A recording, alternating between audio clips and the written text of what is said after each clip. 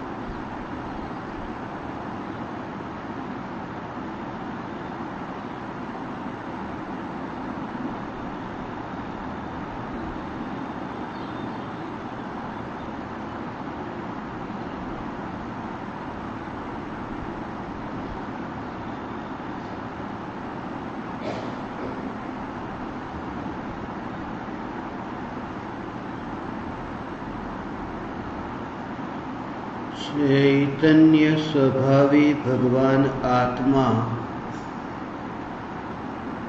अनादि अनंत शुद्ध चैतन्य मात्र है, ज्ञान मात्र है। मैं शुद्ध चैतन्य मात्र, ज्ञान मात्र भगवान आत्मा हूँ। प्रति समय यह जागृति बनी रहे, इस जागृति का नाम धर्म है। देह की प्रत्येक क्रिया के काल में और विकल्पों के बहते प्रवाह के काल में ज्ञानी को प्रति समय यह जागृति रहती है कि मैं चैतन्य तत्व इस देह की किसी भी क्रिया में और विकल्पों के बहते प्रवाह में कहीं भी मिला नहीं हूँ। ऐसा शुद्ध चैतन्य तत्व मैं हूँ। प्रति समय स्वयं की शुद्ध चैतन्य सत्ता का बोध आत्म जागृति ही धर्म है। चैतन्य तत्व की स्व संवेदन प्रत्यक्ष निर्विकल्प अनुभूति होते ही देह होने पर भी देहातीत दशा प्रकट होती है। इतना ही नहीं, विकल्प होने पर भी विकल्पातीत दशा प्रकट होती है।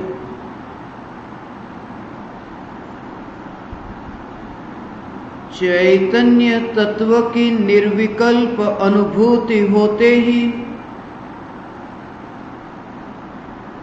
आत्मा में अतीन्द्रिय आनंद का सागर उछलता है। फिर भी ज्ञानी की दृष्टि उस अतीन्द्रिय आनंद के सागर की ओर भी नहीं जाती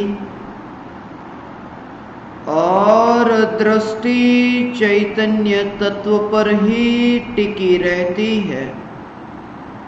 यह चैतन्य तत्व ही मैं हूँ। चैतन्य तत्व की निर्विकल्प अनुभूति होते ही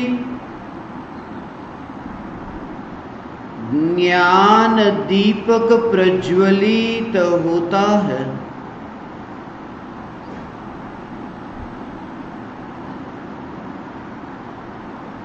ज्ञान दीपक प्रज्वलित होते ही ऐसी अपूर्व दशा प्रकट होती है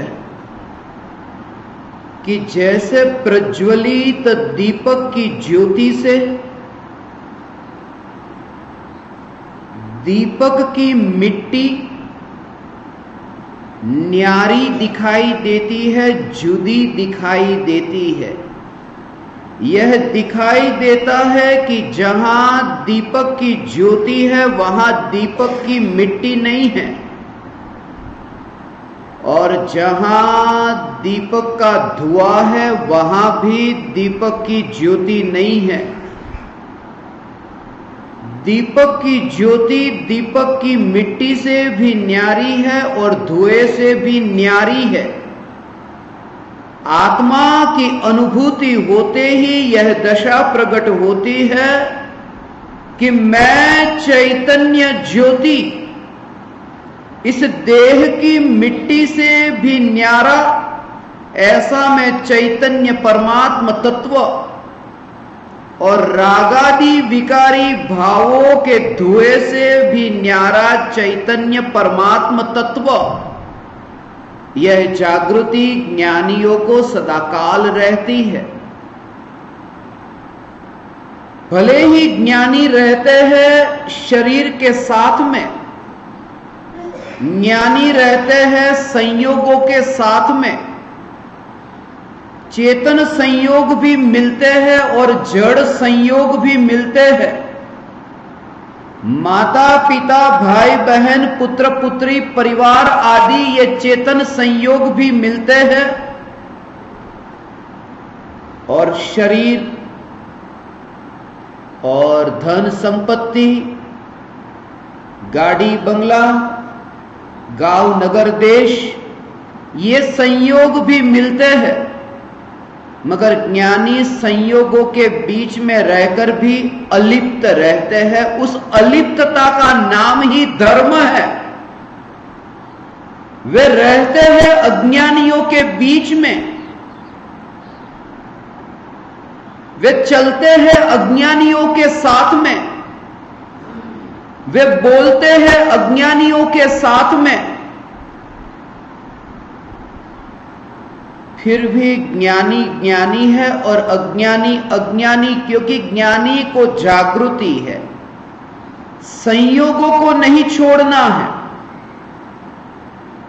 संयोगों में जो साथ वाली वृत्ति है उस वृत्ति को छोड़ना है। वो साथ वाली वृत्ति ही पराधीन वृत्ति है, परतंत्रता को बताने वाली वह वृत्ति है। मुझे एक घटना अविस्मरण में आई।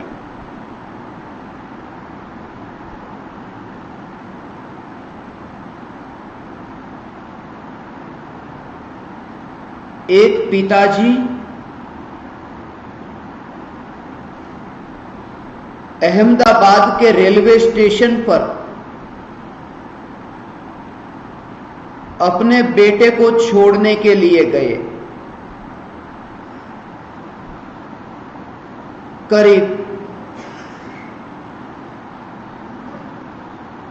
14-15 साल का बेटा होगा। अहमदाबाद से मुंबई जा रहा था। रिजर्वेशन नहीं था तो जनरल डिब्बे में जाना था। प्लेटफॉर्म पर पहुंचे, ट्रेन आई। पिताजी ने बेटे से कहा कि जाओ, चढ़ जाओ ट्रेन में। बेटे ने कहा, पिताजी जगह ही कहां है? आप तो जानते हैं जनरल डिब्बे की क्या हालत होती है।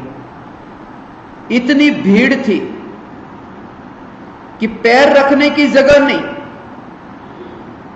फिर भी पिताजी ने बेटे से कहा कि बेटा जगह करनी पड़ेगी, और पिताजी ने एक धक्का दिया और बेटे को अंदर डाल दिया।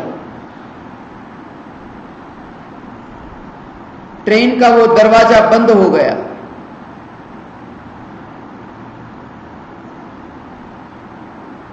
पिताजी घर पर आ गए। घर पर आकर सोफा पर बैठे थे, उदास उदास थे। पत्नी ने पूछा कि क्यों जी, इतने उदास क्यों हो, दुखी हो, गम में हो, क्या हुआ?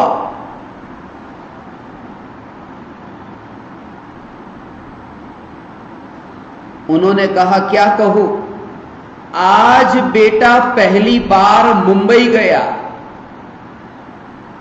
अकेला गया और इतनी भीड़ में गया कि मुझसे देखा नहीं गया। बेटा अकेला गया और इतनी भीड़ में गया। पत्नी पूछती है, ऐसी उल्टी उल्टी बातें कैसे करते हो? अकेला गया तो फिर भीड़ कहां थी, और भीड़ थी तो अकेला क्यों कहते हो? मगर पिताजी के कहने का मतलब यह है कि बेटा ट्रेन में भीड़ में गया है तो भीड़ का संयोग तो है, मगर उसमें कोई अपना नहीं है, इसलिए अकेला।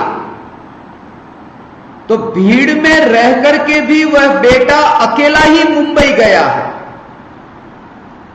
ऐसा ही ज्ञानी का जीवन है कि दुनिया को दिखाई देता है कि वे भीड़ के बीच बैठे हैं, मगर ज्ञानी की वह दृष्टि है कि वो भीड़ में भी अकेले हैं, क्योंकि भीड़ में अपना कोई भी नहीं है। और जब मैं भीड़ की बात करूं तब भीड़ में कौन, ये मत समझना कि मैं आपके लिए भीड़ की बात करता हूं। ज्ञानी भीड़ में रहते हैं मगर भीड़ को अपना नहीं मानते। वे कौन सी भीड़? ये शरीर के परमाणुओं की भीड़। एक परमाणु, दूसरा परमाणु, तीसरा परमाणु, चौथा परमाणु, और ऐसे ये अनंत परमाणुओं की भीड़। इस भीड़ के साथ रह करके भी अपने को भीड़ के साथ नहीं मानते, और ये मानते हैं कि मैं अकेला चैतन्य तत्व इन संयोगों से न्यारा हूं। और ये जागृति आप परमात्माओं को प्रकट हो सकती है। आप परमात्माओं को ऐसी अपूर्व दशा प्रकट हो सकती है कि भीड़ के बीच में भी अलिप्तता।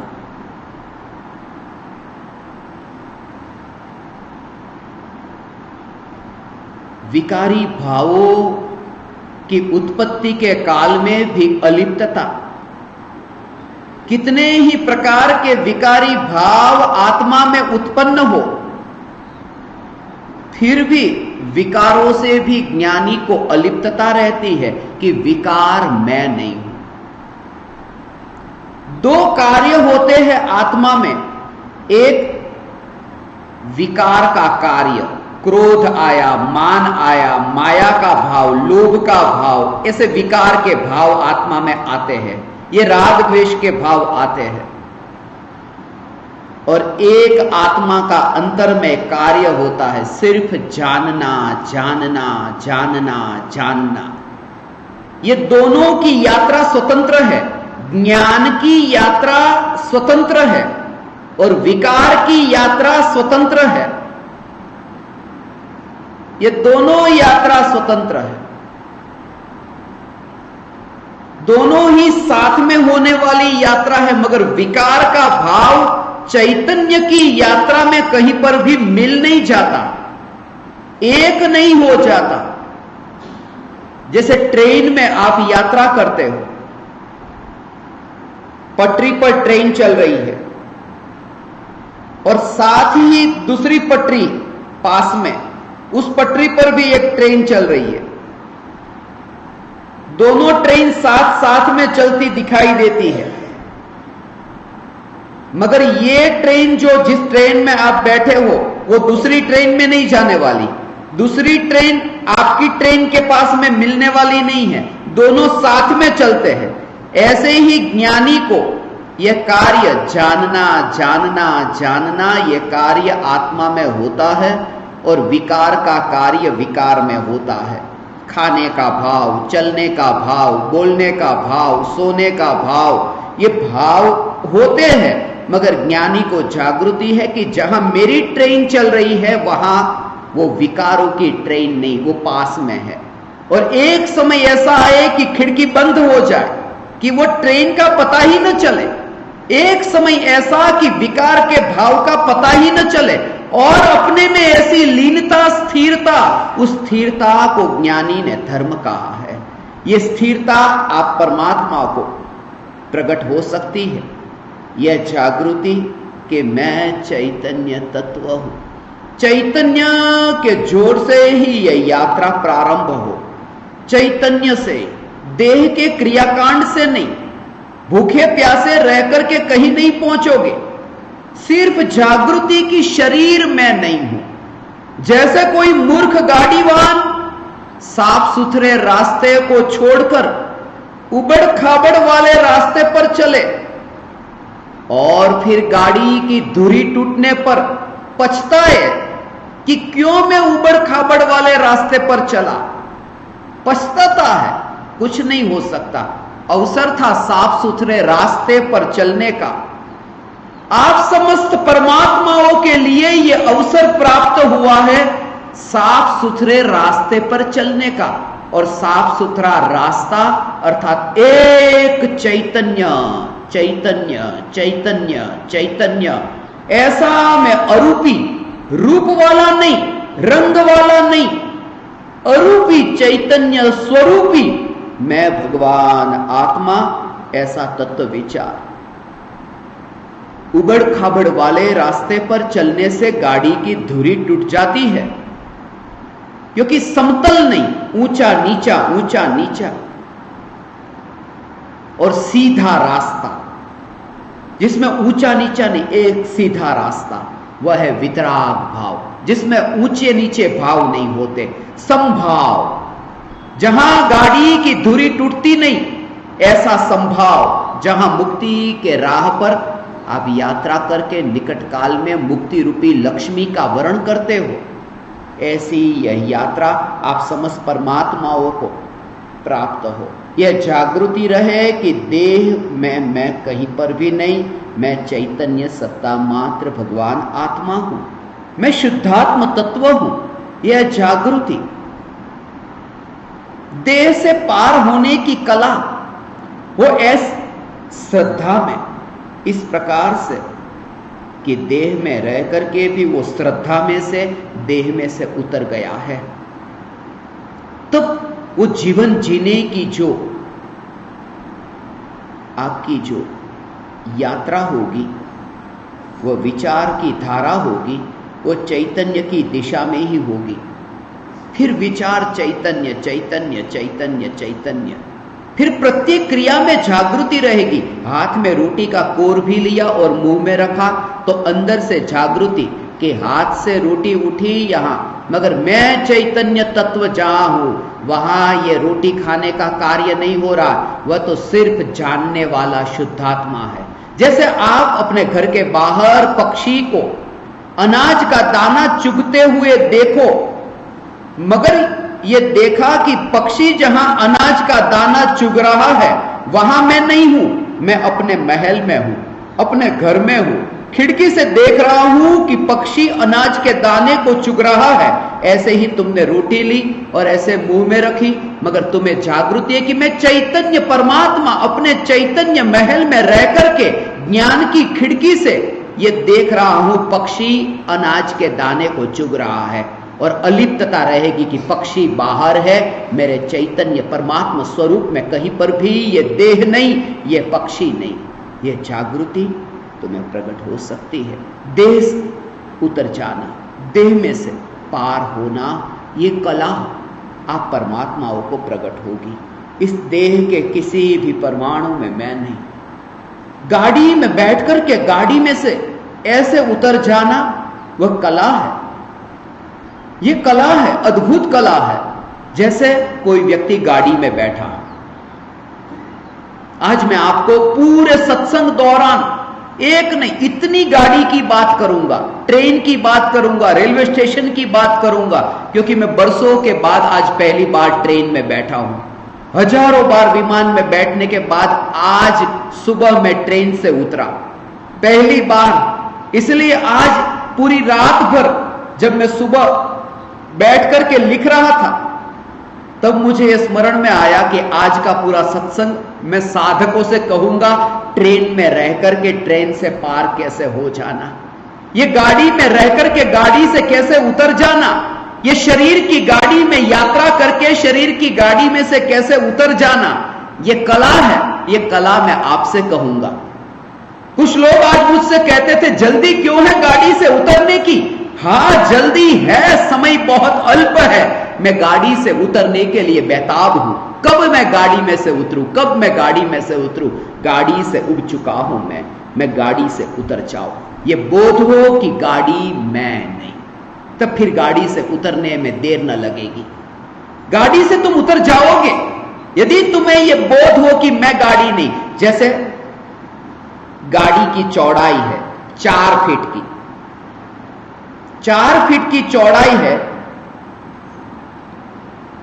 और रास्ता 6 फीट चौड़ा है, तो गाड़ी जा रही है। मगर आगे जाकर के ऐसा हो कि 3 फीट चौड़ा रास्ता हो जाए, तो फिर आप सोचेंगे अब मैं नहीं जा सकूंगा, मैं नहीं जा सकूंगा। मैं तो जा सकता हूं, गाड़ी नहीं जा सकती। यदि गाड़ी में से मैं उतर जाऊं तो मैं तो जा सकता हूं, मगर गाड़ी में बैठ करके अपने को अपन ऐसा विचार करते हैं कि मैं नहीं जा सकूंगा, मैं नहीं जा सकूंगा। गाड़ी से उतर जाए तो चले जा सकते हैं। ऐसी ही यह मुक्ति के मार्ग की यात्रा है कि गाड़ी मैं नहीं हूं, मैं नहीं हूं। यह शरीर एक पिंजरा है, इस पिंजरे में मैं बंद हूं, कर्मों की हथकड़ी से बंधा हूं। शरीर के कारागृह में कर्मों की हथकड़ी से बंधा हूं। शरीर को जेल कहा है, कर्मों को हथकड़ी कहा है, क्योंकि जब मृत्यु होती है तब एक शरीर में से दूसरे शरीर में हम जाते हैं, एक जेल में से दूसरी जेल में जाते हैं। मगर आपको पता हो किसी कैदी को एक जेल में से दूसरी जेल में लेकर के जाए तो साथ में पुलिस वाले हथकड़ी बांध करके ले जाते हैं। हथकड़ी का बंधन बीच में भी है, तो एक शरीर में से दूसरे शरीर में जाते हैं तब कर्मों की हथकड़ी को तो लेकर के ही जाते हैं। यह शरीर जेल है और परिवारजन, ये मित्र, ये रखेवाल, इनको चौकीदार कहा। ये चौकीदार है, ये हमारा ध्यान रखते हैं, आत्मा का ध्यान रखते हैं। जैसे मैं बीमार पड़ा तो परिवारजन क्या करते हैं, दवाई लेकर के आते हैं, सेवा करते हैं। क्यों? क्योंकि आत्मा नाम का जो कैदी है वो कैदी जेल में से निकल नहीं जाना चाहिए, वो जेल में ही रहना चाहिए। इसलिए परिवारजन चौकीदारी करते हैं कि जब भी बीमार पड़ते हैं तब हमारा ध्यान रखते हैं कि आत्मा नाम का कैदी निकल न जाए। आत्मा कैदी, शरीर कैद खाना, कर्म हथकड़ी, परिवारजन चौकीदार। अब इस कैद खाने से मुक्त होने के लिए तुम्हें यह एहसास तो हो कि मैं कारागृह में बंद हूं, इस पिंजरे में मैं बंद हूं। जब भी तुम्हें जीवन में अनित्यता का बोध होता है, तुम्हें कहने वाले मिल जाते हैं, नहीं नहीं नहीं सब ठीक हो जाएगा, सब अच्छा हो जाएगा, सब ठीक हो जाएगा। परिवारजन भी तो यही कहते हैं, सुख के बाद दुख आता है, दुख के बाद सुख आता है, जिंदगी तो ऐसी ही है। वो सुख के बाद दुख नहीं, वो दुख के बाद ही दुख होता है, यहां सुख है ही नहीं। कहीं पर भी सुख नहीं। जहां हमें सुख लगता है वहां पर भी अनंत आकुलता है, बेचैनी है, चिंता है, भय है। कहां सुख है? सोने चांदी हीरे मोती गहने ये पहन करके भी तुम्हें सुख कहां है? बेचैनी बेचैनी, दुख ही दुख लगता है। ये तो प्रदर्शन में आनंद भ्रम से माना है। महिलाओं को पता होगा शादियों में जब जाती है तब इतने गहने पहनते हैं, ऐसी साड़ियां पहनती है। आपके दक्षिण भारत में तो कम सजाते हैं शरीर को, मगर मुंबई और गुजरात वहां तो इतना सजाते हैं। और वो लोग खुद अनुभव करते हैं कि जब शादी के बाद में घर पे आते हैं, इतने गहने पहने होते हैं, गहने सब उतारते हैं, तब उनको लगता है हाश शांति हुई। वो पहनने में शांति नहीं थी, छोड़ने में शांति है, भोग में शांति नहीं है, त्याग में शांति है। ये जानकर के भी एक बफर हमने तैयार किया है। संसार में थोड़ा तो सुख है। बफर, वो ट्रेन में बफर होता है ना। रात को मुझे ट्रेन ऊंची नीची हो रही थी, तब मैंने ये वाक्य लिखा। मैंने पूरी किताब लिखी है आज रात को। लोगों को लगता है मैं उनके साथ यात्रा करता हूं, मगर पूरी किताब लिखी गई ट्रेन पर ही। ट्रेन में बफर होते हैं ऊंचा, वो झटका कम लगे उसके लिए, झटका कम लगे। तो संसार में दुख है, उसका झटका कम लगे उसके लिए परिवारजन हमको समझाते हैं। परिवारजनों को मैं बफर कहता हूं, थोड़ा झटका कम लगाने कि चलो संसार में दुख आता है, बाद में सुख आएगा। एक आशा जगाते हैं, एक आशा जगाते हैं। ये अवसर तुम्हें प्राप्त हुआ है। आज मैं बहुत लंबे काल के बाद में ट्रेन की यात्रा करके भुवनेश्वर से आया। भुवनेश्वर स्टेशन पर ही, वहां से ही ये यात्रा शुरू हो गई थी। ये विचार की तुम कहां हो ये महत्वपूर्ण नहीं है, तुम्हारे अंतर में क्या चल रहा है। और दुनिया यह न समझ सकेगी, दुनिया को सिर्फ बाहर का दिखाई देगा।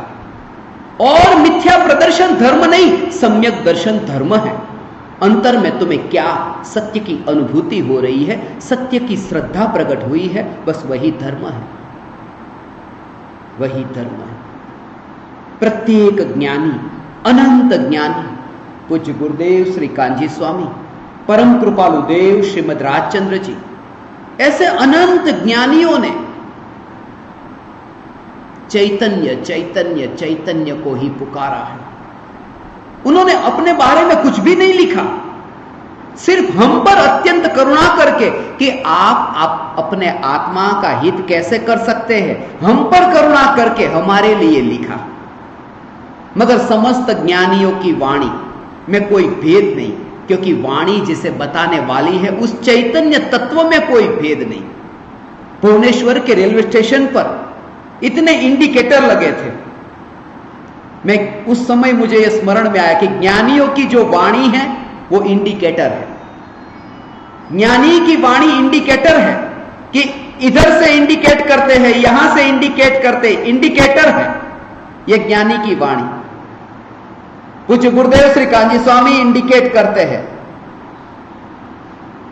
परम कृपालु देव इंडिकेट करते हैं, इंगित करते हैं हमें, मगर जिसे बताना चाह रहे वो तो वही है, एक चैतन्य तत्व। रेलवे स्टेशन पर इंडिकेटर आपने देखे होंगे, अंदर प्रवेश करते हो तभी इंडिकेटर है, फिर दूसरे गेट पर इंडिकेटर है, जहां जहां गेट वहां पर इंडिकेटर लगे। ये इंडिकेटर लगे हैं, मगर इंडिकेटर अनेक है, मगर वो जिसे इंडिकेट कर रहे वो ट्रेन अनेक नहीं, ट्रेन तो एक ही है। ज्ञानी की वाणी अलग अलग अपेक्षा से हमें चैतन्य तत्व को समझाती है। समझाने की कला, समझाने की भाषा अलग हो सकती है, मगर चैतन्य स्वरूप जो है उस स्वरूप में कोई भेद नहीं। और ज्ञानी की भाषा को कभी मत पकड़ना, ज्ञानी की भाषा में छुपे हुए भावों को पकड़ना। भाषा तो कुछ भी नहीं, भाषा तो भावों के कपड़े हैं। कपड़े को मत देखना, व्यक्ति को देखना। भाषा तो विचारों की वाहक है। मेरे विचारों को आपके विचारों तक पहुंचाने के लिए यह भाषा तो एक माध्यम है, एक वाहन का काम करती है। आशय समझना। मैं जो भी आप परमात्माओं से इन 3 दिनों के दौरान कहूंगा, मेरे भाषा के पीछे जो भाव, उन भावों को समझना और अंदर में डुबकी लगाना। अनाज के छिलके को मत पकड़ना, छिलके को तो फेंक देना, दाने को खाना पौष्टिक है, जीवन बनेगा।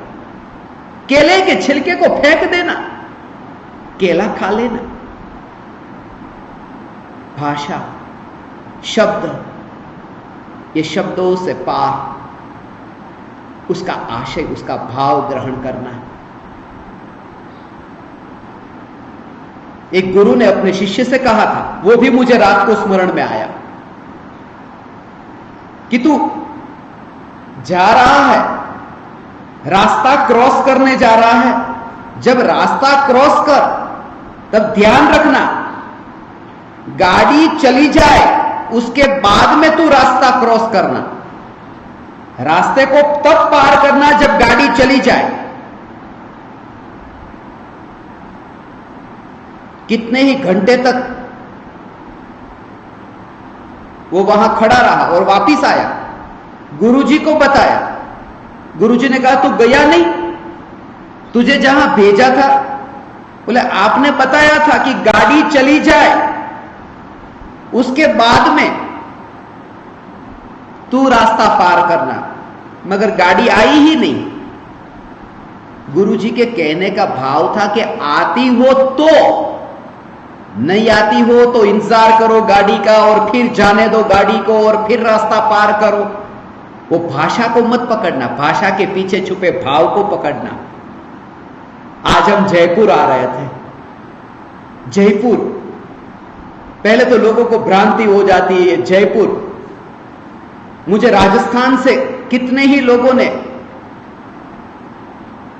कितने संदेश भेज करके शिकायत की, आप राजस्थान में आ रहे हो और हमको बताया भी नहीं, हमको बताया भी नहीं, आप जयपुर आ रहे हो। मैंने कहा, मैं वो राजस्थान वाला जयपुर नहीं, ये ओडिशा वाला जयपुर है। बोला दूसरा भी कोई जयपुर है। अरे कितने जयपुर है तुम्हें पता नहीं? मुझे भी पता नहीं था, दूसरा भी कोई जयपुर है, थोड़े दिन पहले ही पता चला।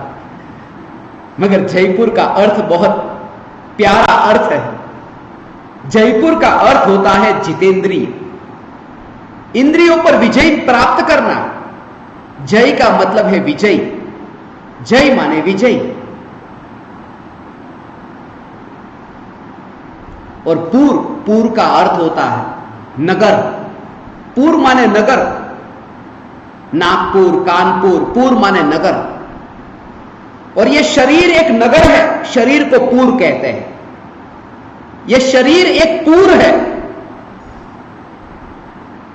और पूर पर जय पाना, विजय पाना, उसी का नाम जयपुर है। यह शरीर एक पूर है। और यह शरीर है क्या? 5 इंद्रिय, स्पर्शन इंद्रिय चमड़ी, रसन इंद्रिय जीभ, घ्राण इंद्रिय नाक, चक्षु इंद्रिय आंख, कर्ण इंद्रिय कान। यह 5 इंद्रियों से बना हुआ यह शरीर।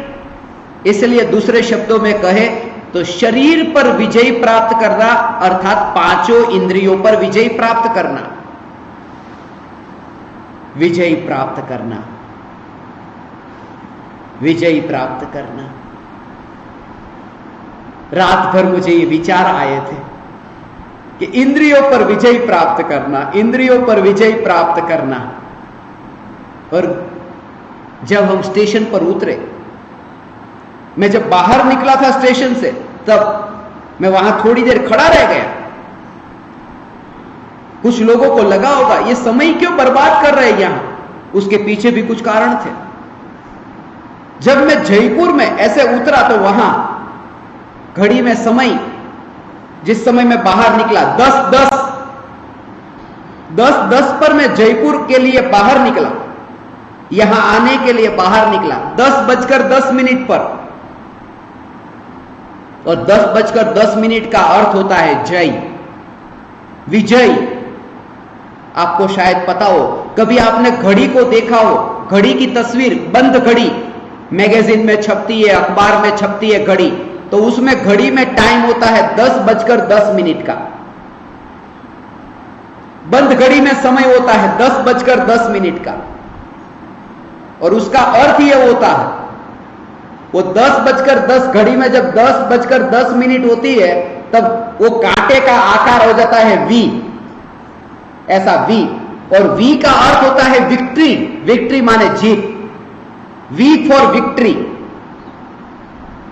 तो 10-10 का समय होता है कि आप ये हमारी घड़ी लेकर के जाओ, आपकी जीत होगी, वी फॉर विक्ट्री। और 100% होगी, क्योंकि 10 into 10 100।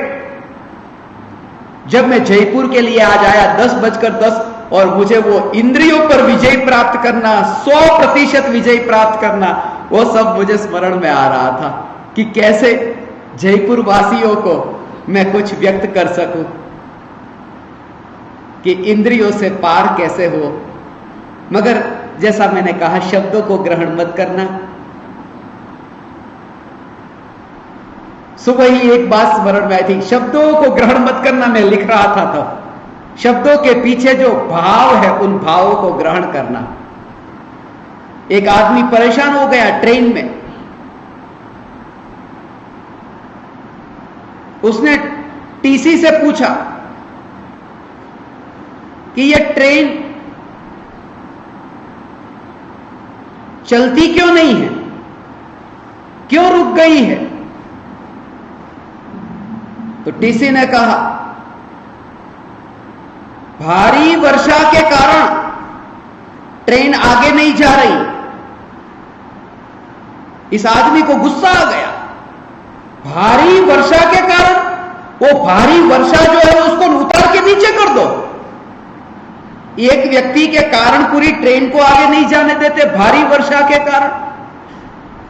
और वो टीसी का कहने का मतलब यह नहीं था भारी वर्षा के कारण, मगर इसने शब्दों को पकड़ा। शब्दों को मत पकड़ना, शब्दों के भावों को पकड़ना, और वो भावों को ग्रहण करके चैतन्य स्वरूप में डुबकी लगाना। ये सारा जगत तुम्हें छोड़ना नहीं है, यहीं पर ही रहना, यहीं पर रहकर, परिवारजनों के साथ रहकर, मित्रों के साथ, शत्रु के साथ रहकर, एक अंतर में, एक समय के लिए ये बोध कि मैं शरीर नहीं, मैं चैतन्य सत्ता मात्र, भगवान आत्मा, भगवान। उस समय तुम्हें पता ही नहीं चलेगा कि तुम कौन से शरीर में हो, स्त्री के शरीर में या पुरुष के शरीर में। उस समय ऐसी दशा प्रकट होती है, सहज है, ये करने से न होगा, ये सहज डुबकी लगेगी, चैतन्य तत्व में डुबकी लगेगी सहज, मगर तत्व विचार चलता रहे, मैं चैतन्य, मैं चैतन्य, मैं चैतन्य, और डुबकी। बहुत से लोग मुझसे पूछते हैं, आत्मा में लीन कैसे हुआ जा सकता है, आप हमें कला बताओ। ये सहज है। जैसे मैं आपसे पूछूं, आप तो रोज रात को सोते हैं, नींद आती है कि हाँ, आप मुझे बताओ नींद कैसे आती है, नींद आती है उसके लिए क्या करते हैं आप, कैसे आ जाती है नींद? कि कुछ नहीं, बेड पर लेटे थे और लेटे थे, कब नींद आ गई पता ही नहीं चला। नींद का जैसे पता नहीं चलता और नींद आ जाती है, ऐसे ही अंदर में आत्मा में डुबकी कब लग जाती है पता ही नहीं चलता। इसलिए ज्ञानी को अनुभूति होने के अगले समय तक ये पता नहीं कि अभी डुबकी लगेगी, अभी डुबकी लगेगी, मगर जिस समय डुबकी लगी उस समय तो अपूर्व शांति का अनुभव हुआ। वो बताएंगे नहीं तुम्हें उस समय। जैसे कोई व्यक्ति नींद में सो रहा है, उसे नींद लग गई, उसे तुम पूछो कैसा मजा आ रहा है, वो कुछ भी नहीं बोल रहा। कैसा मजा आ रहा है, कुछ भी नहीं बोल रहा। ऐसे ही ज्ञानी आत्मा में लीन है, उन्हें पूछो कि कैसा आनंद आ रहा है, वे कुछ भी सुनते नहीं, कुछ भी बोलते नहीं। मगर जैसे वो व्यक्ति फिर उठे, उठ करके फिर कहे हाय मेरी थकान दूर हो गई, ऐसे ही ध्यान में से जब ज्ञानी बाहर आते हैं तब कहते हैं कि मेरे संसार परिभ्रमण की ये जो लंबी यात्रा, ट्रेन में जो हो रही थी, शरीर में जो लंबी यात्रा हो रही थी, वो थकान मेरी दूर हो गई, जयपुर आ गया, मेरी थकान दूर हो गई। वो भी ध्यान में से बाहर आएंगे तब ज्ञानी ये अंतर से अनुभूति को व्यक्त करते हैं। जगत में रह करके जगत से न्यारी ऐसी चैतन्य तत्व की अनुभूति। सारा जगत कहीं पर भी परिवर्तन नहीं करते, सब जैसा है ऐसा, सिर्फ दृष्टि बदल गई, उसी का नाम सम्यक दृष्टि।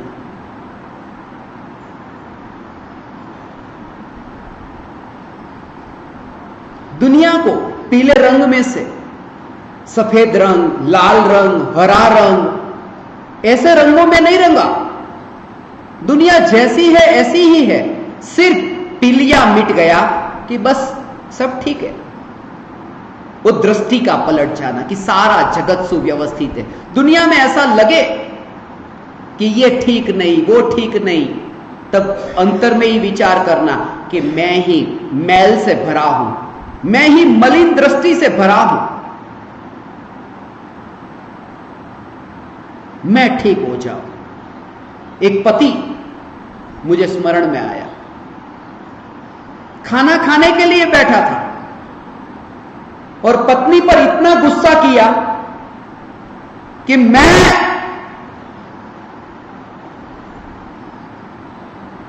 तुम्हें कितनी बार कह चुका हूं कि खाना पकाते समय मोबाइल हाथ में लेकर के मैसेज करते करते खाना मत बनाओ, खाना मत पकाओ। सब्जी में कितना पानी डाल दिया देखो, कितनी बार मना किया था। पत्नी ने कहा, मैंने तो खाना बनाया तो मोबाइल हाथ में नहीं लिया था, मोबाइल आपके हाथ में है और आप रोटी को गिलास में जो पानी है उसमें डाल करके खा रहे हैं। तकलीफ मुझ में नहीं, आप में है। और वो पानी में रोटी डाल डाल के कहता है कि सब्जी में ज्यादा पानी डाल दिया। और दूसरा व्हाट्सएप, ये व्हाट्सएप ने परेशान कर दिया। आपके यहां एक बात अच्छी है, नेटवर्क ही नहीं आता वोडाफोन का, शांति व्हाट्सएप वालों को कि दुनिया में कहीं पर भी प्रॉब्लम नहीं, कहीं पर भी एक दृष्टि ऐसी होगी, आप सदा ही मस्ती में रह सकेंगे, आनंद में रह सकेंगे। कोई भी दूसरा, कोई भी पराया, कहीं पर भी दोष नहीं। जो भी है यहां पर ही है, यहां पर ही है। मुझे घटना अभी स्मरण में आई। दो मित्र थे। पहले मित्र के पास एक गाय थी, 10 लीटर दूध देती थी। दूसरा मित्र उसके घर पर ठहरा था, उसने देखा कि अरे गाय इतनी अच्छी 10 लीटर दूध देने वाली, तो उसने कहा ये गाय मैं ले जाऊं? बोले हाँ, दोस्त के लिए कुछ भी कर सकते हैं, ले जाओ। तो भेंट में दे दी गाय। ये दूसरा मित्र गाय लेकर अपने घर पर आया और गाय ने दूध दिया 8 लीटर, 5 लीटर, फिर 2 लीटर। धीरे धीरे थोड़े दिन में तो दूध देना बंद कर दिया। उसने अपने मित्र को कहा कि झूठे, तुम तो बोल रहे थे 10 लीटर दूध देती है, ये तो दूध देना ही बंद कर दिया, तुम झूठ बोले ना। बोले नहीं, मैं झूठ नहीं बोल रहा हूं, 10 लीटर दूध देती थी। अच्छा बताओ तुम क्या खिलाते थे? तो पहले मित्र ने कहा मैं हरी घास खिलाता था। दूसरे मित्र को पूछा तू? वो कहता है मैं सूखी घास खिलाता हूं। सूखी घास खिलाएगा तो कहां से देगी? बोले मेरे पास तो उतने रुपये नहीं कि हरी घास ला करके गाय को खिलाओ। तो पहले मित्र ने क्या कहा कि तेरे पास हरी घास खिलाने के पैसे नहीं है, मगर हरे रंग के चश्मे खरीदने के पैसे है कि नहीं? हरे रंग के चश्मे खरीद कर लेके आ जा और जब घास डाल तब चश्मे बांध देना। और उस आदमी ने किया, हरे रंग के चश्मे बांध करके 2 लीटर, 5 लीटर, 8 लीटर, 10 लीटर। घास को नहीं बदला, दुनिया को नहीं बदला, दृष्टि को बदल दिया तो सब ठीक हो गया। दृष्टि को बदल दो, नजरिया बदल दो, तो जहां रहोगे वहां मस्ती में रहोगे, वहां आनंद में रहोगे। कोई भी व्यक्ति हमें भटकाता नहीं, कोई भी संयोग हमें भटकाता नहीं, ये शरीर हमें भटकाता नहीं, ये साथी, ये ट्रेन हमें नहीं भटकाती। ये झूठा है कि ये ट्रेन मुझे भटकाती है, ये ट्रेन नहीं भटकाती। क्योंकि परछा क्या भटकाएगी? एक आदमी कहे कि मुझे परछा भटकाती है, परछा नहीं भटकाती। तुम भटकते हो इसलिए परछा भी साथ में है। आत्मा भटकता है इसलिए ये शरीर साथ में है, मगर शरीर नहीं भटकाता है। परछा क्या भटकाएगी? स्टीयरिंग मुझे बहुत भटकाता है, गाड़ी का जो स्टीयरिंग है मुझे बहुत भटकाता है, गाड़ी का स्टीयरिंग मुझे बहुत भटकाता है। गाड़ी का स्टीयरिंग नहीं भटकाता, मैं भटकता हूं, मुझे चलाना नहीं आता, मुझे रास्ते का पता नहीं, मैं भटकता हूं। कोई पराया कारण नहीं मेरे संसार का। और जिस समय तुम्हें यह बोध हो कि मैं ही कारण हूं, उस समय तुम्हें इतनी शांति का अनुभव होगा, क्योंकि दूसरों में परिवर्तन करने की वृत्ति छूटेगी।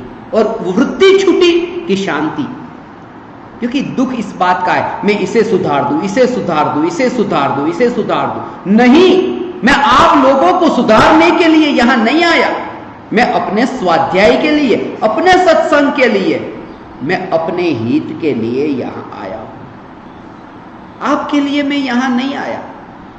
मैं बोल रहा हूं आपके लिए नहीं। मैं तो जैसे अपने साथ ही बात करता हूं, तो मैं कभी कभी ऐसा लगता हो कि जैसे मैं बोलता हूं, जैसे मैं अपने साथ ही बात करता हूं, मैं अपने लिए बोल रहा हूं, ऊंची आवाज में मैं अपना स्वयं का सत्संग करता हूं।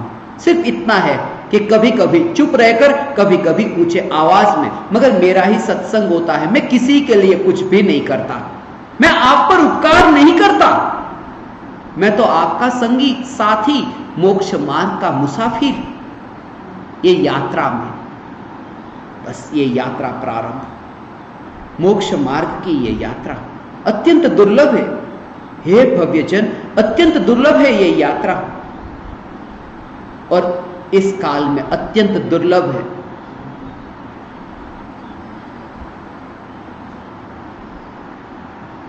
सद्गुरु का योग प्राप्त होना अत्यंत दुर्लभ है,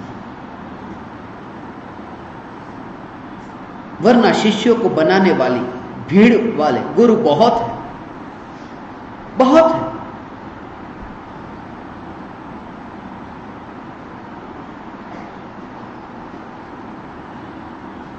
आप लोगों की सरलता के कारण मुझे ये सत्संग करने का अवसर प्राप्त हुआ।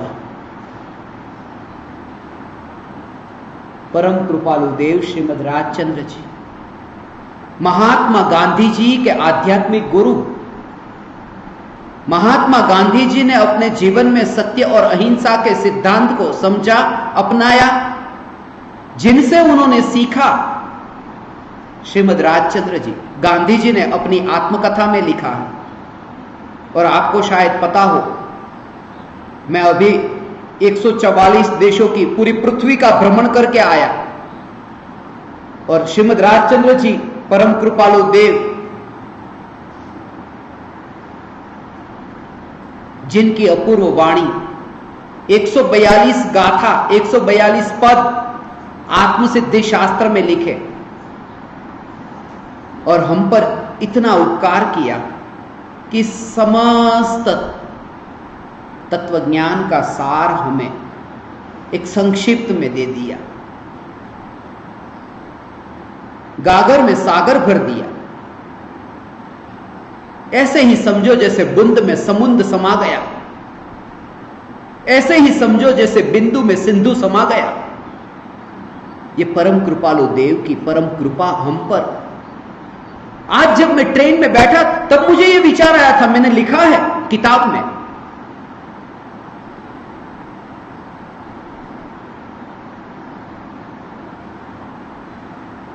डिब्बे तो चलते हैं मगर डिब्बे नहीं, असली ताकत तो इंजन में है।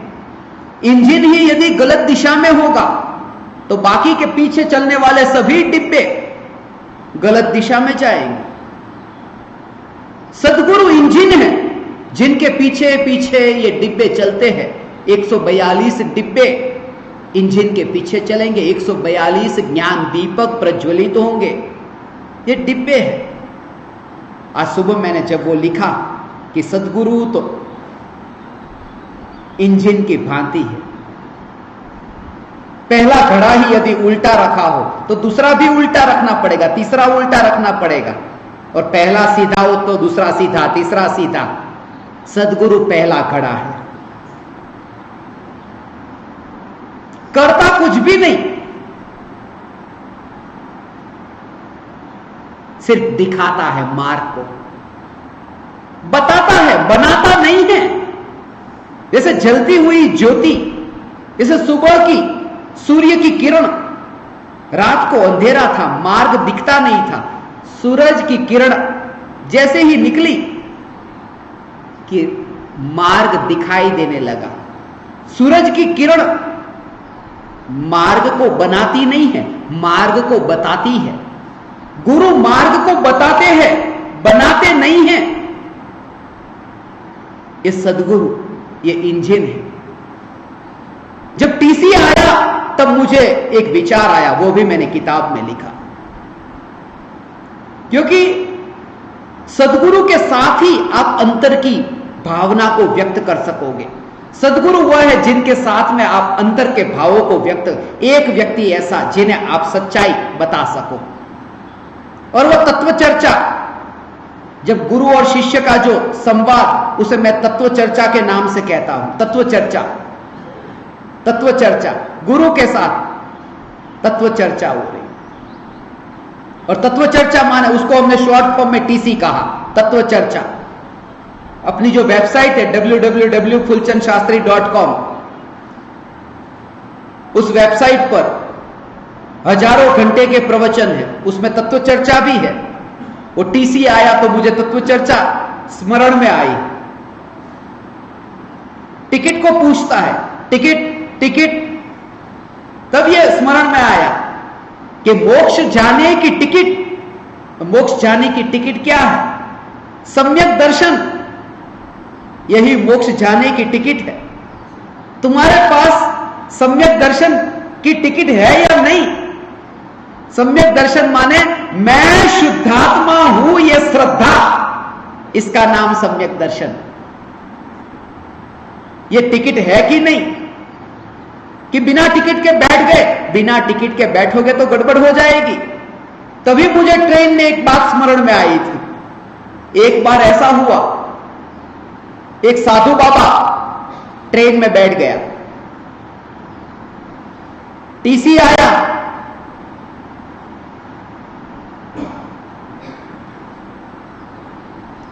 टीसी ने पूछा कहां जाना है? तो कहता है जहां राम का जन्म हुआ था। टिकट? बोले टिकट तो नहीं है।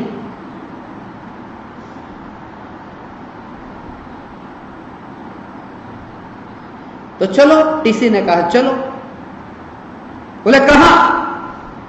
टीसी को पूछता है कहां? टीसी ने कहा चलो मैं ले जाता हूं जहां कृष्ण का जन्म हुआ था। कृष्ण का जन्म जेल में हुआ था। अब तुम्हें जाना है आत्म राम में, मोक्ष मार्ग में, और टिकट है नहीं, तो फिर जेल में ही जाना पड़ेगा, संसार की जेल में जाना पड़ेगा। ये जन्म मरण की जेल में भटकना पड़ेगा, ये चक्र को काटना पड़ेगा। आज तो पूरी रात भर यही यही यही यही विचार आया है कि यदि झूठा माना, थोड़ी गलती भी हो गई तो गड़बड़ हो जाएगी। जब सुबह एक टीसी आया 8 बजे, तब मुझे एक बात स्मरण में आई, वो भी मैंने किताब में लिखी। आज का दिन तो बहुत याद रहेगा, जीवन भर कभी न भूल सकूंगा आज की ये यात्रा। मैंने 40 दिन में 41 देशों की यात्रा की थी, 108 विमान में बैठा था सिर्फ 40 दिन में, मगर वो सब भूल गया कि कौन कौन से विमान थे, कहां थे, कैसे थे। मगर जयपुर तो याद रहेगा, ये ट्रेन की यात्रा तो याद रहेगी। क्योंकि जब टीसी आया तब भी एक घटना मुझे स्मरण में आई। ऐसा नहीं है मैंने ट्रेन में यात्रा नहीं की, अहमदाबाद से उमराला की यात्रा 1000 बार की है।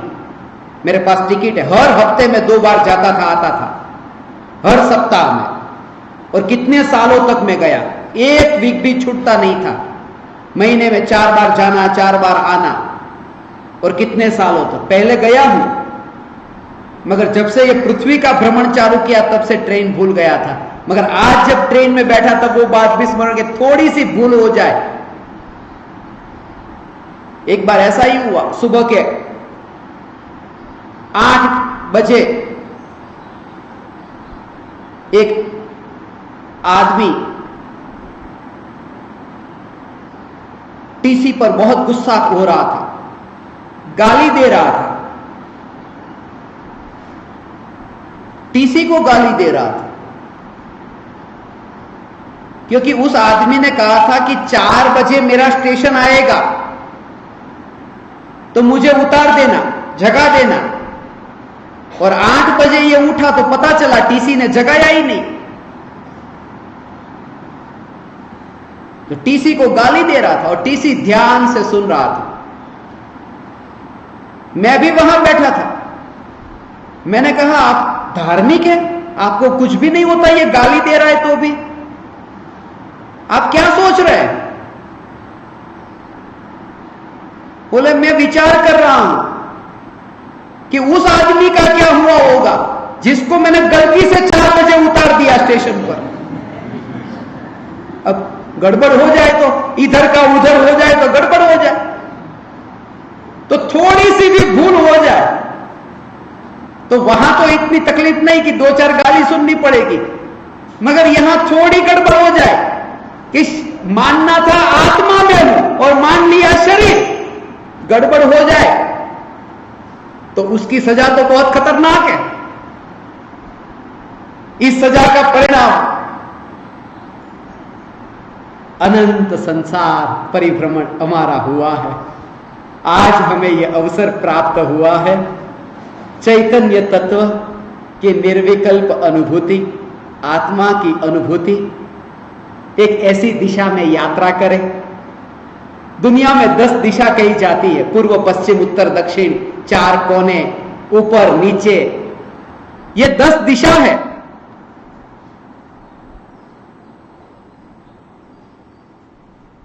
पूर्व पश्चिम उत्तर दक्षिण, 4 कोने, ऊपर नीचे, ये 10 दिशा है। और 11वीं भी एक दिशा है। उस 11वीं दिशा का नाम है चैतन्य दिशा। उस चैतन्य दिशा की यात्रा आज तक हमारी हुई नहीं, वो यात्रा करने का अवसर हमें प्राप्त हुआ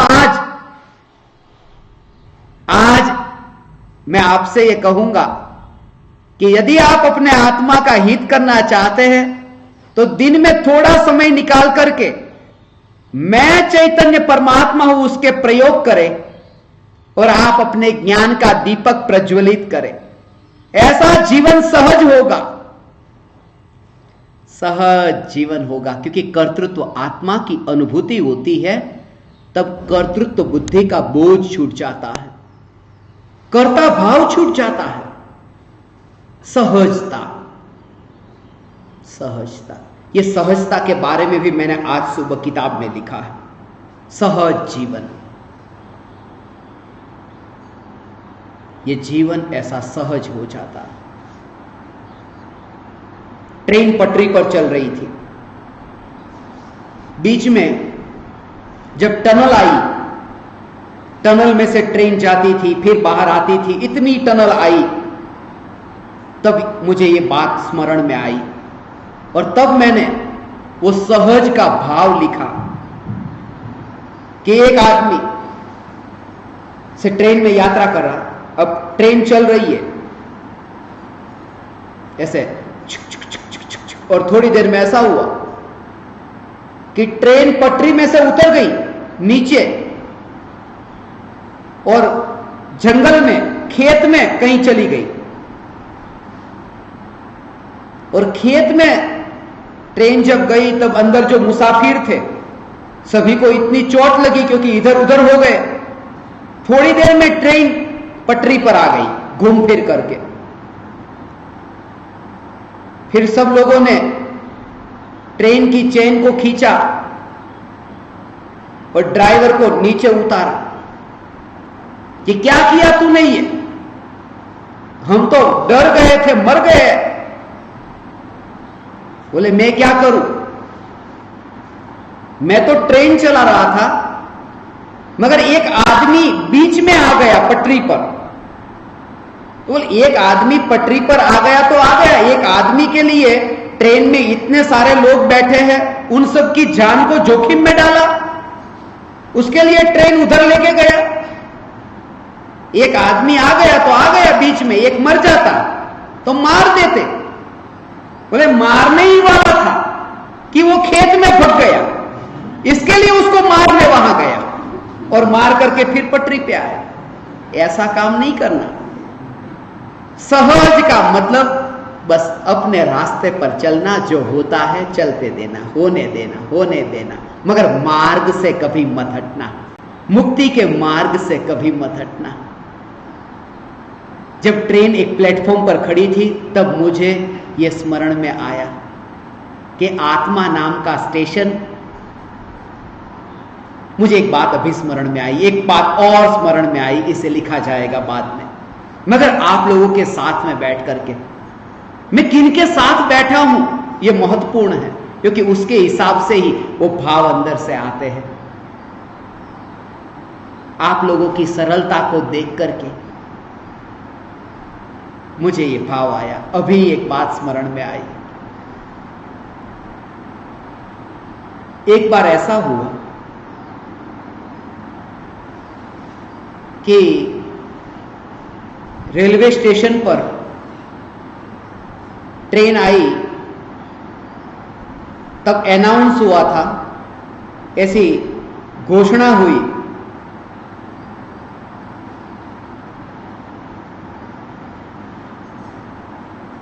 कि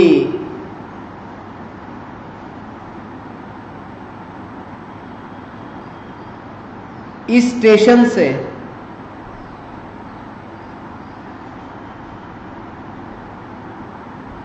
मुंबई जाने वाली ट्रेन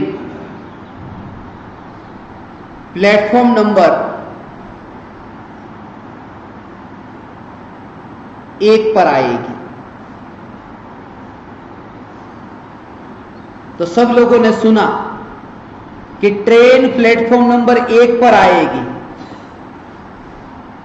ट्रेन आई तो सब लोग प्लेटफॉर्म से नीचे उतर गए, क्योंकि सब लोगों ने क्या समझा कि ट्रेन प्लेटफॉर्म पर आ रही है, प्लेटफॉर्म नंबर 1 पर ट्रेन आ रही है, तो सब लोग नीचे आ गए। और ट्रेन आई तो सब लोग मर गए। फिर पुलिस आई, वहां पुलिस आई, देखा कि सब लोग मर गए, एक आदमी बच गया था। तो उस आदमी को पूछा कि भाई बताओ क्या हुआ था।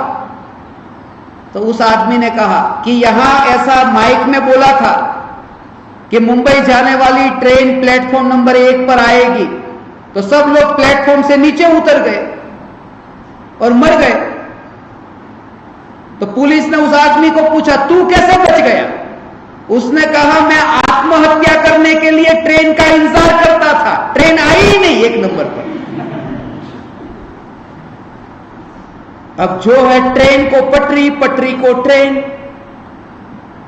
यही हम कर रहे हैं, यही हम कर रहे हैं। स्टेशन और ट्रेन दोनों के बीच में अंतर है। यह शरीर एक ट्रेन है और आत्मा स्टेशन है। जैसे स्टेशन पर एक ट्रेन आई और गई, फिर दूसरी ट्रेन आई और गई, मगर स्टेशन को कुछ भी नहीं। ऐसे ही आत्मा रूपी स्टेशन, जिसमें एक शरीर आया गया, दूसरा शरीर आया, चींटी का शरीर, कुत्ते का शरीर, बिल्ली का शरीर, अनेक प्रकार की ट्रेन आत्मा के स्टेशन पर आई और गई, मगर स्टेशन को कुछ भी नहीं हुआ।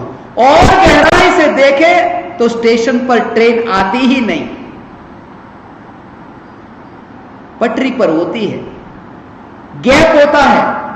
इसलिए मुझे सिंगापुर बहुत स्मरण में आता है। मैं सबसे ज्यादा अपने जीवन में दुनिया का एक ऐसा देश जहां मैं सबसे ज्यादा गया, सिंगापुर। उसमें भी पोर आता है, आपके जयपुर में भी पोर आता है, इसलिए पोर के साथ में मेरे ज्यादा कनेक्शन है। सिंगापुर 142 स्टैंप मेरे पासपोर्ट में, 142 बार सिंगापुर। और सिंगापुर में तो आत्मसिद्धि शास्त्र की स्थापना के लिए हम गए। पूरे शहर में, पूरे देश में, आपको पूरे देश में कहीं पर भी आप कहो ना, आपको गाड़ी में बिठा दिया और कहा कि चलो बाहर जाते हैं। जैसे अभी थोड़ी देर बाद जयपुर में भी जाएंगे, क्या क्या है ऐसा देखने जैसा, तो आपको सिंगापुर में कहीं पर भी आपको गाड़ी में लेकर के जाए और आप जहां पर भी कहे वहां आपको गाड़ी में से उतार दे, और जहां पर आपको गाड़ी में से उतार दे वहां से 5 मिनट आप कहीं पर भी उतरो गाड़ी में से, 5 मिनट सीधे जाओ, 5 मिनट पीछे जाओ, 5 minute Dai side, 5 minute by side, right left, आगे पीछे, कहीं पर भी जाओ, 5 मिनट चलोगे, आपको आत्मसिद्धि शास्त्र किसी के घर से मिल जाएगा 5 मिनट के रास्ते पर।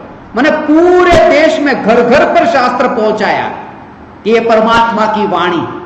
सिंगापुर में, यहां पर भी आपके लिए भी वो शास्त्र हम लाए।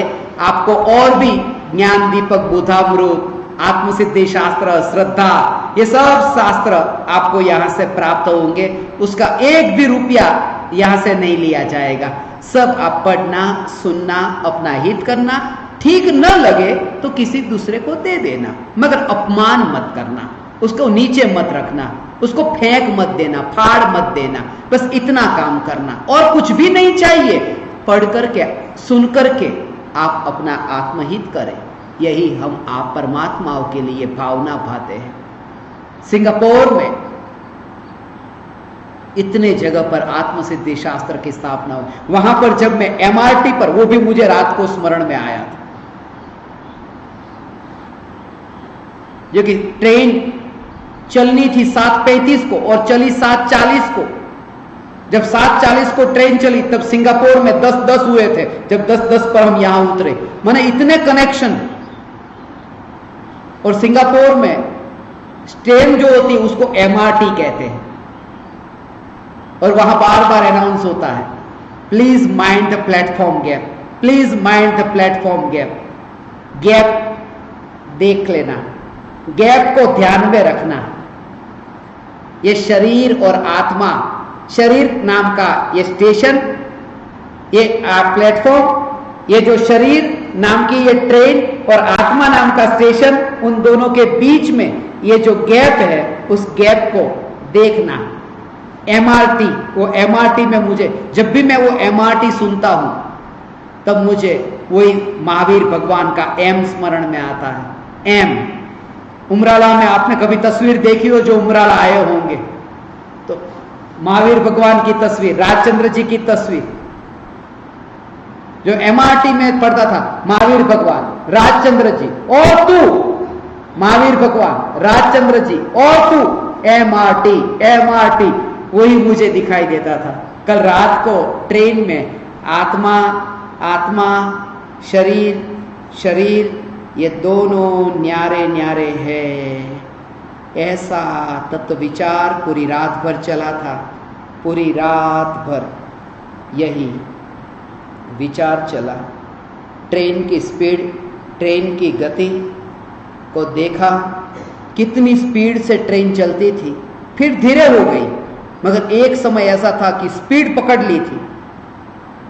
जापान में भी ऐसी ट्रेन, बुलेट ट्रेन आपने तो सुना होगा, ऐसी ट्रेन स्पीड से जैसे रॉकेट की तरह चल गई। उसकी महिमा आती है कि ट्रेन कितनी स्पीड से चलती है।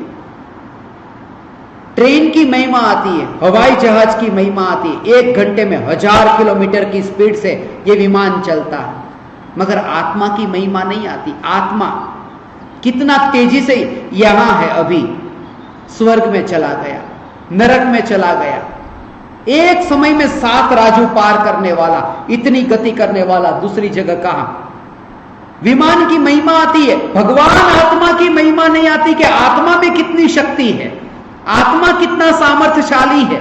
स्वयं का अहोभाव जगे और समस्त पर पदार्थों का अहोभाव मिटे छूटे, यही इस जीवन में, इस देह में आने का फल है। जागृति प्रति समय बनी रहे, प्रति समय यह जागृति बनी रहे। यात्रा कर रहे हैं ट्रेन में। एक बार ऐसा हुआ था, वो भी मैंने किताब में लिखा। तब मैं एयर कंडीशन ट्रेन में यात्रा नहीं करता था।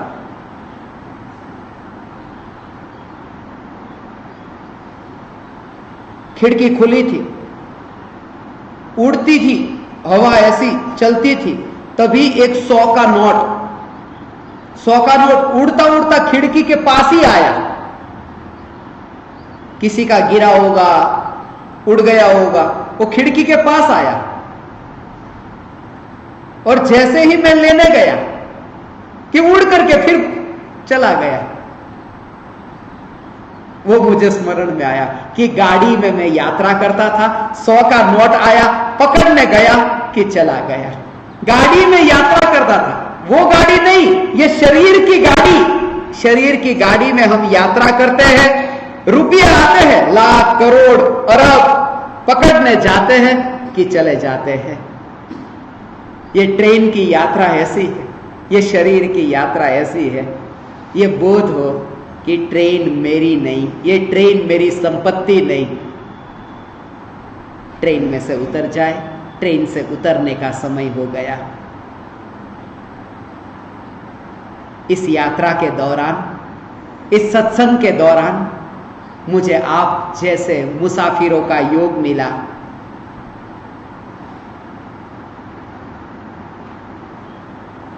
एक बार ट्रेन की यात्रा करें,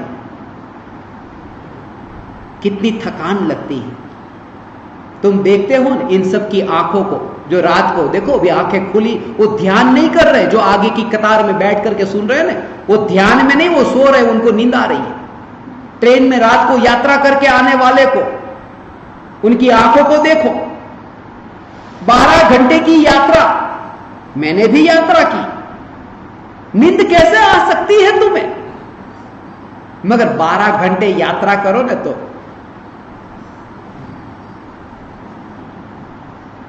ऐसा ऐसा हो जाता है। ऐसा कितनी थकान लगती है। तुम्हें अनंत काल की यात्रा की थकान नहीं लगती? अनंत काल से शरीर में रहकर यात्रा की थकान नहीं लगती? अब थकान लगे कि बस अब नई यात्रा नहीं करनी, ये ट्रेन की लंबी यात्रा नहीं करनी, इस ट्रेन में अब तो अनंत की यात्रा करनी है, मोक्ष की यात्रा करनी है, मुक्ति की यात्रा करनी है। आप समस्त परमात्माओं ने मुझे अत्यंत विनयवान होकर प्रेम भाव से, वात्सल्य भाव से सुना, मुझे यहाँ आमंत्रण दिया। आपकी सरलता को मैं आदर देता हूँ। ऋण रहा आपका मुझ पर, मुझे सत्संग करने का अवसर दिया। मैं आप समस्त परमात्माओं को मेरे हृदय के अंतःकरण से प्रणाम करता हूँ। मेरे प्रणाम स्वीकार करें।